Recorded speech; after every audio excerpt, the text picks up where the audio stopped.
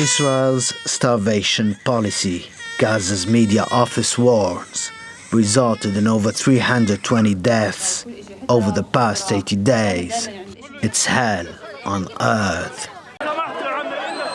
காசா என்கின்ற சிறிய பகுதியில் உலகின் மிகப்பெரிய வலிமைமிக்க ராணுவம் என்று சொல்லப்படக்கூடிய IDF கடுமையான தாக்குதல்களை நடத்தி 54,249 பேர் கொல்லப்பட்டிருக்கிறார்கள். சுமார் 1,23,000 பேர் படுகாயம் அடைந்திருக்கிறார்கள் என்று புள்ளி விவரங்கள் சொல்லுகின்றன. இதில் சரிபாதிக்கும் அதிகமான குழந்தைகள் இருக்கிறார்கள். ஏராளமான குழந்தைகள் கொல்லப்படுகிறார்கள். டாக்டரினுடைய 9 குழந்தைகள் கொல்லப்பட்டு இருக்கிறார்கள். மக்கள் உணவுக்கு வழி இல்லாமல் மிகப்பெரிய சிரமங்களுக்கு ஆளாகிறார்கள். 5இல் ஒருவர் மிகப்பெரிய பட்டினியால் பாதிக்கப்பட்டிருக்கிறார்கள் என்று சொல்லப்படுகிறது. ஏராளமான குழந்தைகள் நோய்வாய்ப்பட்டு ஊட்டச்சத்து குறைபாடோடு இருக்கிறார்கள் என்கின்ற செய்திகள் வெளிவந்து கொண்டு இருக்கிறது. மக்கள் என்ன செய்வது என்று தெரியாமல் தவித்துக் கொண்டிருக்கிறார்கள். குண்டு மழை பொழிந்து கொண்டு இருக்கிறது. மக்கள் தப்பி ஓடிக்கொண்டிருக்கக்கூடிய ஒரு சூழல் என்பது நடந்து கொண்டு இருக்கிறது. இதை உலகம் பார்த்து கொண்டிருக்கிறது. இந்த நேரத்தில் மிக கடுமையாக பாதிக்கப்பட்டிருக்கக்கூடிய பாலஸ்தீன மக்களுக்காக அதிகமாக பிரார்த்திப்பதற்கும் அவர்களுடைய இந்த பிரச்சனை முடிவுக்கு வருவதற்கும் நாம் பிரார்த்திக்க கடமைப்பட்டிருக்கிறோம்.